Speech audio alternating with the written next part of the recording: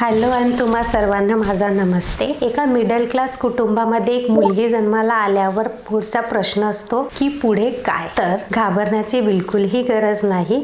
शासनाने व केंद्र शासनाने मिळून अशा कित्येक योजना राबविलेल्या आहेत ज्याचा लाभ घेऊन तुम्ही तुमच्या मुलींच्या भविष्याची वाटचाल घडवू शकता। त्यात पहिली योजना आहे PMMY म्हणजे प्रधानमंत्री मातृत्व वंदन योजना। या योजनेअंतर्गत शासन गरोदर मातेला 5,000 एवढी रक्कम देतं व ती रक्कम टप्प्याटप्प्याने विभाजित केली जातात। दुसरी आहे सुकन्या समृद्धी योजना। या योजनेअंतर्गत तुम्ही तुमच्या मुलांना आर्थिक दृष्ट्या म्हणजे उच्च शिक्षण व वैवाहिक दृष्टिकोनाने आर्थिक मदत केली जाते। तिसरा आहे की मिशन शक्ती योजना। या योजनेअंतर्गत महिलांची सुरक्षा व संरक्षण ही या योजनेचे उद्देश आहे। चौथा आहे की आम्हा सगळ्यांची लाडकी मुख्यमंत्री लाडकी बहीण योजना। या योजनेअंतर्गत मुलींना व स्त्रियांना आर्थिक मदत व आर्थिक स्वतंत्र भेटावा म्हणून या योजनेचे उद्देश आहे। पाचवा सगळ्यात लास्ट म्हणजे बालिका बाल स्कीम म्हणजेच या योजनेअंतर्गत मुलींना आर्थिक म्हणजे 300 ते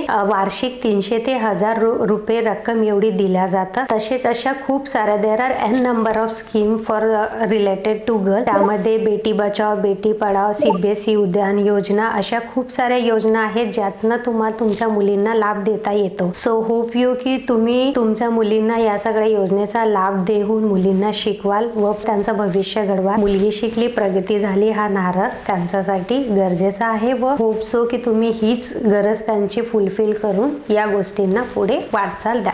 धन्यवाद।